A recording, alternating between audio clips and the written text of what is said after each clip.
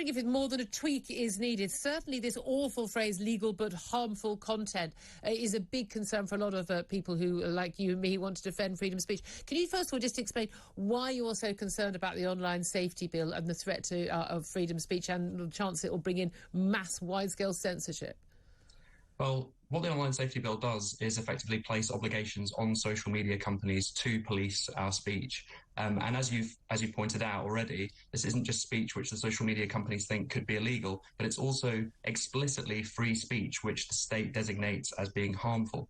And so over the last few years, we've seen the threat of big tech censorship growing. You only have to look to channels like Talk Radio previously, which was taken off air. Ofcom regulated completely, and YouTube just wiped the channel one day. And it was the same with Big Brother Watch. We had a video that we had on our YouTube channel about vaccine passports and the kind of political discussion around that. YouTube wiped it as well. So when these platforms are under an obligation to censor even more, the kind of big tech censorship that we've seen in recent years is going to go through the roof, and it's going to become state-backed. You'll be punished if you don't censor the ones you should censor, but you won't really be punished if you go overboard. So it's, again, recipe for that. Anyway, I don't want them deciding what's harmful. It's one thing for the government to decide, but at least they're accountable to us in a way that a big tech company in California isn't. And when you think about the lack of freedom of speech we've had and lack of debate on so many issues, virtually every issue where we're not allowed to have debate and we censor debate is usually where things go horribly wrong. Looking back, COVID, where did COVID come from? What was the cause of COVID? How risky was COVID?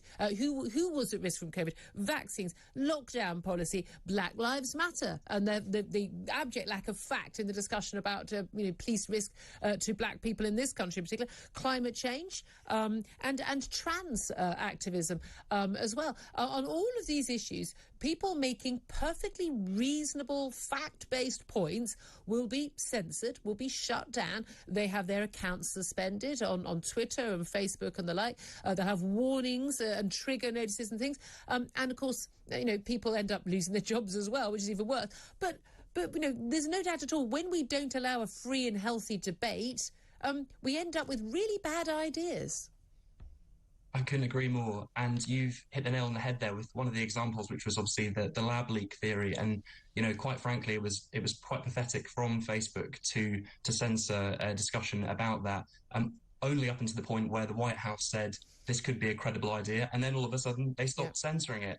Free speech is so important because it allows the development of ideas, and only through free and open discussion can our society progress at all. And this idea that we're all massively under threat from sort of hate speech. Now, do I want my 50-year-old daughter and all of her friends to be on websites where there's an algorithm where if they've searched something about anorexia or something thinspiration or something ghastly like that, that they then go send loads of videos about that? We've seen some, children who've committed suicide after being basically directed by the algorithms on a website to more and more dangerous sites, self-harm and the like. I mean, those things are horrific. I mean, frankly, how those people sleep at night who set those algorithms up, I don't know. But that's very different from A, adult free speech, and B, actual encouraging harm as opposed to people discussing ideas.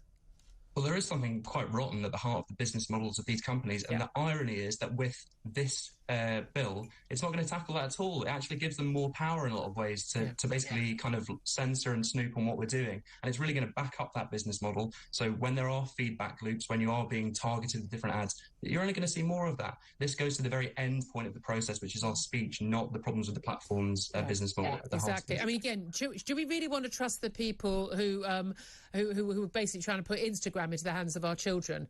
If we really want to trust those people with the safety of our children? And again, I don't want protection as an adult from free speech. There is no speech other than a threat to harm me that I believe I need to be protected from. Mark Johnson, Big Brother Watch, really appreciate you joining us.